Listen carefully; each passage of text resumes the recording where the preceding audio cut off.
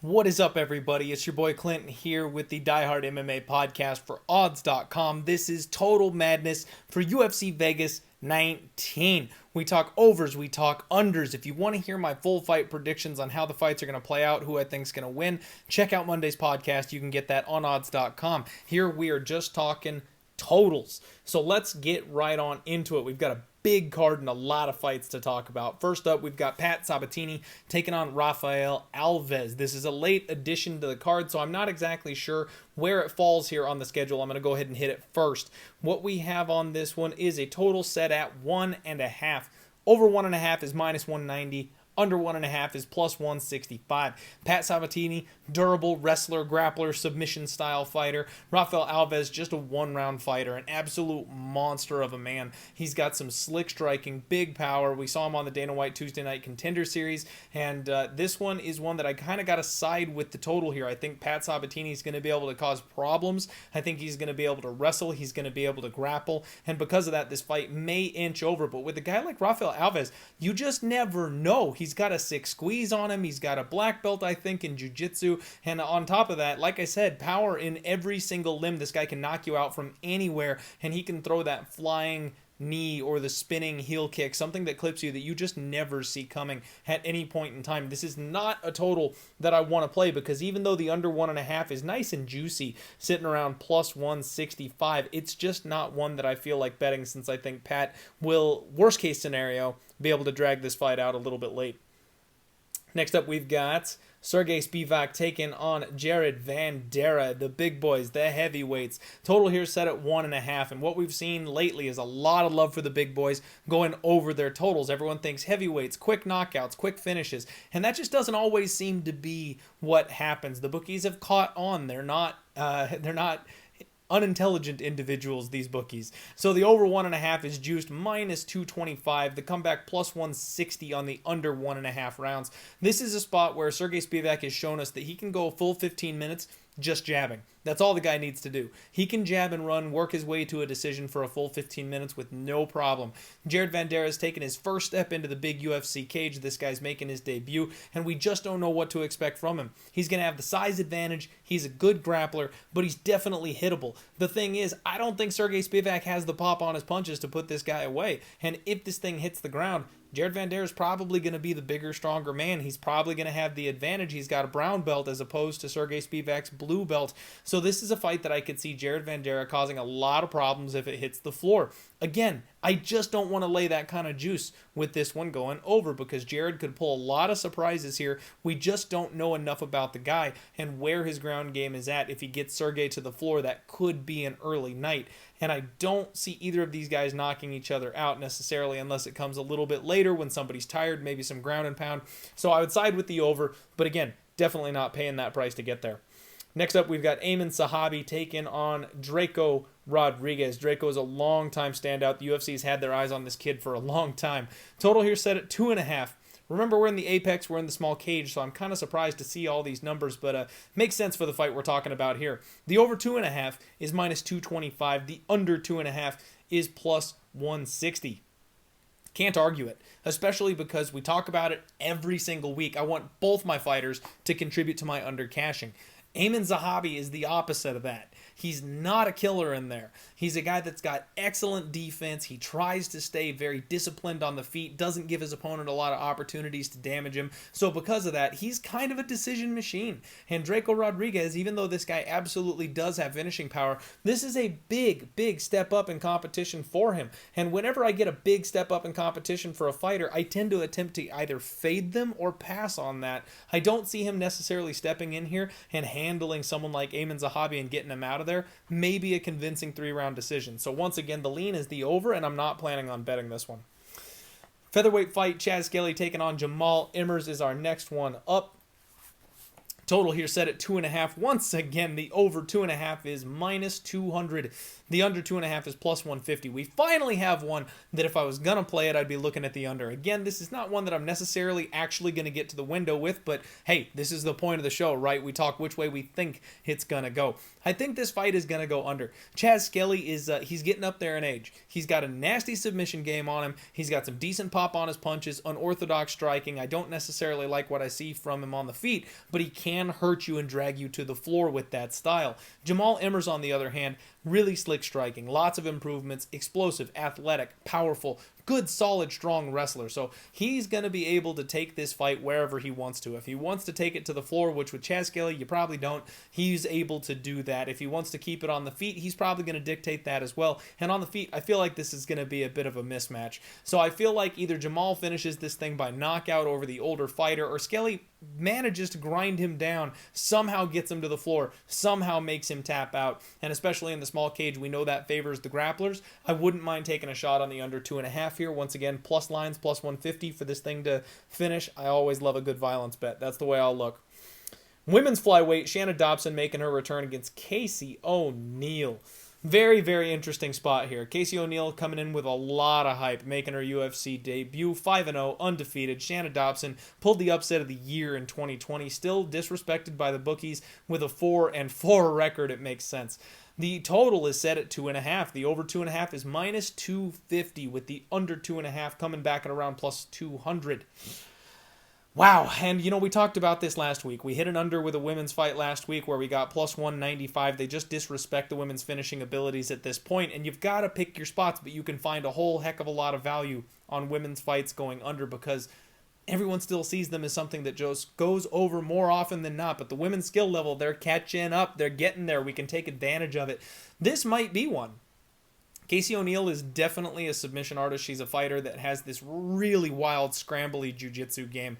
And Shanna Dobson, the only issue I have is she's never been submitted, and that's where I talk about both my fighters have to get to that under. Shanna Dobson is a huge problem getting to that under. She's hard to finish. She has been knocked out before, but she has never been submitted, and I don't think that Casey O'Neill brings the kind of heat that it's going to take to put someone like Shanna Dobson away. Dobson, on the flip side of this thing, she's nasty. She is mean. She's got some big power in her hands, and if she gets on top of Casey O'Neill, she could absolutely end this fight by TKO. So this is a fight that, again, I think I'm going to steer completely away from because there's so many question marks around both fighters, but I would have to side with the under. Something crazy happening. Somebody getting caught. Casey being able to scoot out the back and grab a leg or get a real naked choke, or Shanna Dobson being able to stay strong on top and then pound her into the mat. I feel like somebody is going to slip up and the other one may take advantage. That plus 200 on the under 2.5 doesn't sound too bad to me. Featherweight fight coming up. Rafael Alves taking on Patrick Sabatini. We already talked about this one. Apparently they added it to the official schedule, so now we know where it's at. Nate Landwehr, the Train, taking on Juicy J Erosa. Really good fight here. Nate is 14-3. Juicy J is 24-9. Got a lot of experience, does Juicy J. Dropped out of the UFC a while back after going 0-3, making another run at it. Pulled a huge upset the last time we saw him. Total here set at 2.5, and it's a pick'em, folks. We got minus 115 over, minus 115 under. The bookies don't know which way they think this one's going to go. They just want us to pay a little extra juice to see it. And I'm going to have to side with the under here. We've seen Juicy J knocked out several times. Julian Erosa got knocked out, I think, 2 of the 3 fights he was involved in the UFC in his last run. Nate the Train Landwehr, this guy is just relentless. He comes forward and he just puts it on you. He does leave himself open, and Julian Erosa has this knee that he throws up the middle that I talked about on Monday's podcast. I think both of these guys have finishing ability. Both of these guys have been finished, and the fact that they both fight at such a crazy, erratic, high pace, that's a perfect way for us to get into a finishing situation. Erosa's also got a nasty submission game on him, so don't rule out the club and sub or him being able to dominate on the floor and catch something for Nate Landwehr. I kind of like the under 2.5 at minus 115, and that one might actually make my card. Next up, we've got a bantamweight fight. Eddie Wineland taking on John Sexy Mexi Castaneda. Yes, you heard that right. So Eddie Wineland, longtime UFC veteran. John Castaneda, UFC newcomer. Only had 1 fight in UFC, though he did impress in that debut. John Castaneda is a fighter that's basically meat and potatoes. He's not going to do anything special. He's not going to do anything spectacular, but he is tough. He is durable. He never gives up, and he turns fights around late when his opponents just get tired from punching him in the face sometimes. Eddie Wineland is a powerful bantamweight. Very, very strong for the weight class. Physically, he comes in, he hits people hard, he's willing to take one to give one, and that's exactly the kind of fight that John Castaneda is going to be willing to stand and bang with. We got a total here set at 2.5, Over 2.5 is minus 180. Under 2.5 is plus 150. This is another one that I've got my eye on. This is another one that I'm actually considering taking a shot at this under 2.5. Eddie Wineland is coming off a really bad knockout in his last fight, and because of that, at his age, he may be a little shooken up. We don't know if he's going to fully recover here. John Castaneda is a guy that I'm not entirely sure he's UFC level. If he's not UFC level, someone like Eddie Wineland will unceremoniously boot him from the organization and show that he's still got it. Whereas if Eddie Wineland is a little bit on the downslide, if he's a little bit over the hill, if he hasn't recovered from that bad knockout his last time out, John Castaneda just may be the guy to wear him down and put him away, maybe in the second or the third round. So this is a fight that I'm very tempted on. That under 2.5 and plus 150 does not sound like a bad number to me. Lightweight matchup here, Drakkar Klose taking on Louis Violent Bob Ross Pena. This is a really, really fun fight for me.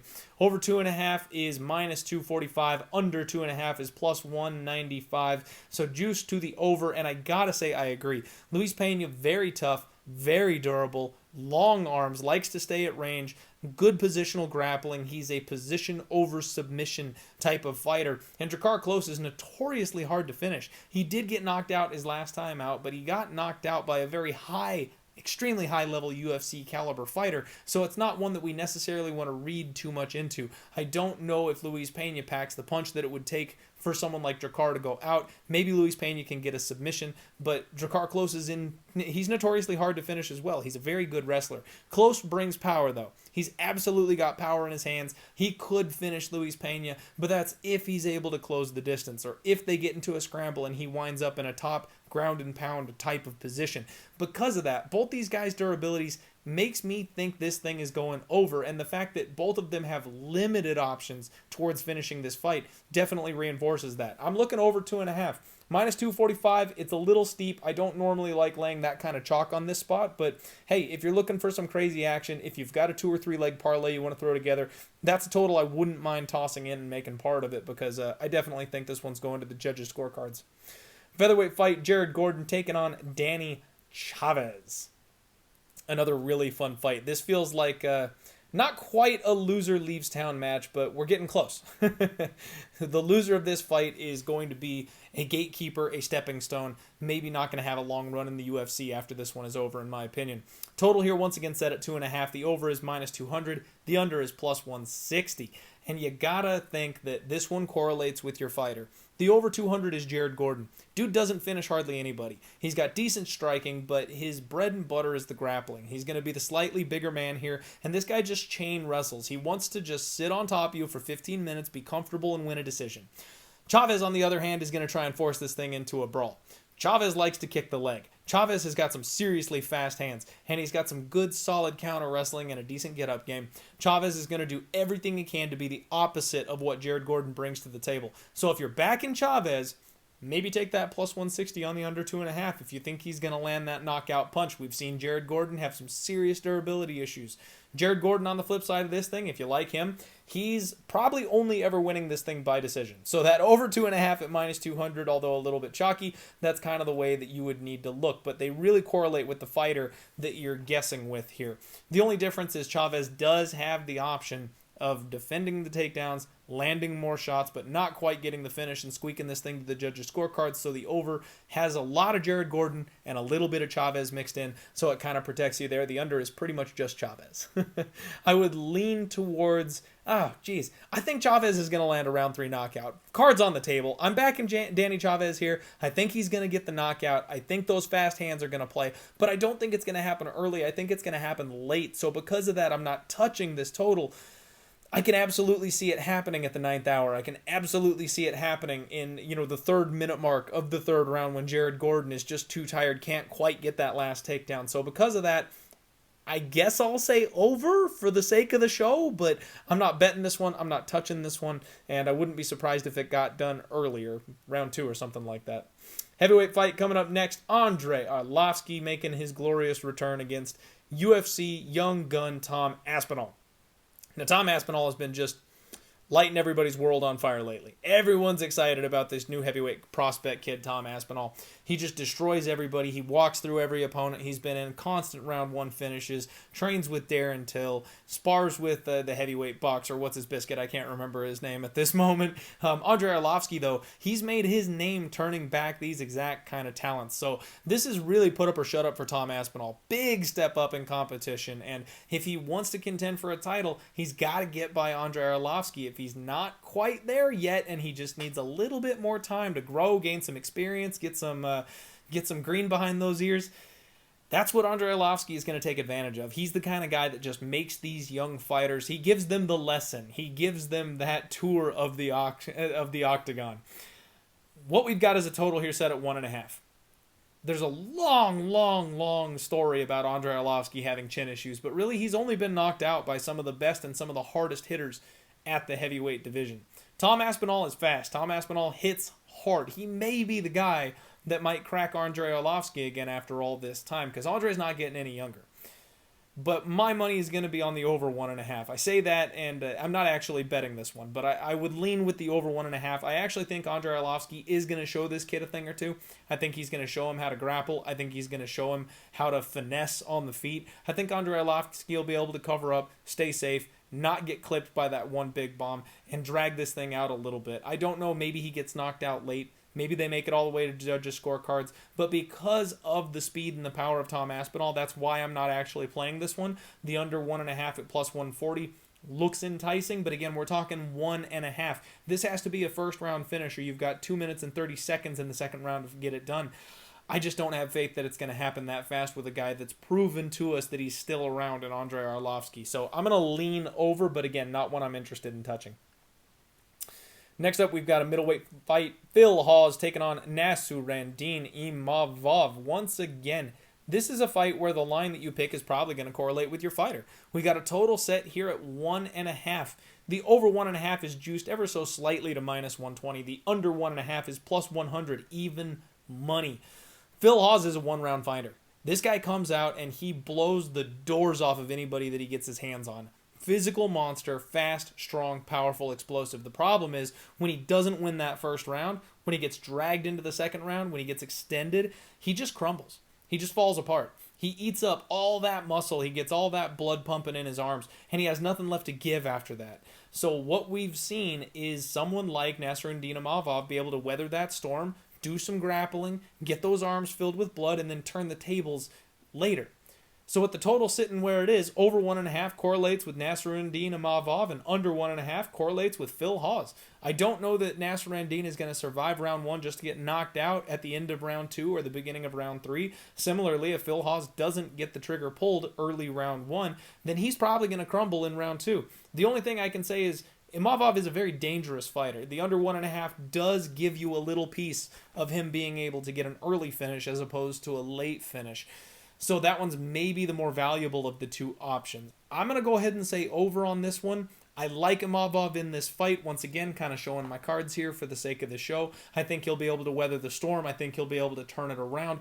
But when he gets that finish on Phil Hawes is the big question. Phil's shown some improvements. He's switched gyms. He's now training with Gilbert Burns, people like that. You got to think maybe he's better prepared this time. Maybe he doesn't come out quite so hard. Maybe he slows down a little bit. So because of that, it may stretch later than earlier. So I'm going to go ahead and say over 1.5 would be the play to go here. Big time heavyweights coming up here. Alexei Oleinik taking on Chris Daukaus. And this is one that I'm really looking forward to. Total once again set at 1.5. Over 1.5 is plus 120. Under 1.5 is minus 150. That's right. You can get plus money in this situation going over that 1.5. But this one actually makes my card. I already made a bet here. I like this under 1.5. The reason being, both these guys absolutely contribute to that under cashing.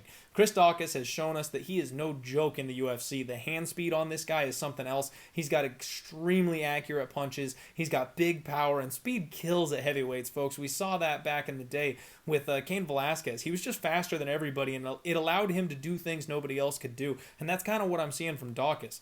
Alexei Oleinik is ancient. He's 43 years old. No idea how he still manages to get up in the morning and get himself into a cage for this cage fighting gig he's got going. But that chin is a problem. His gas tank is a problem. He's only got about 6 minutes worth of gas. So if you can extend him, if you can survive that round one, he just curls up. And someone like Chris Daukaus, he's a black belt in Brazilian Jiu-Jitsu. So Oleinik is sub or bust in the very first round here because he's not going to be able to stand and trade with a guy like Daukaus. If they grapple, Alexei Oleinik is either going to get that submission or he's going to gas out and then he's going to get finished.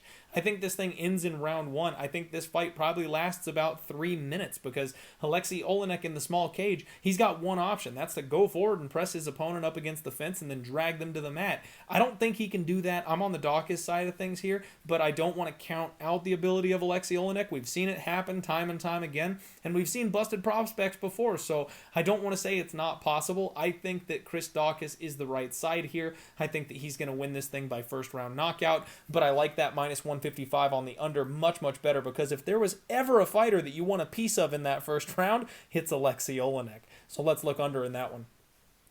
Featherweight fight coming up here. Charles Rosa taking on Darrick Minner. We've got another one-round fighter to talk about. Charles Rosa, we just saw him take everything Thug Nasty had to offer on the ground, which was a whole lot of high-level, high-caliber submissions, and he survived each and every one of them.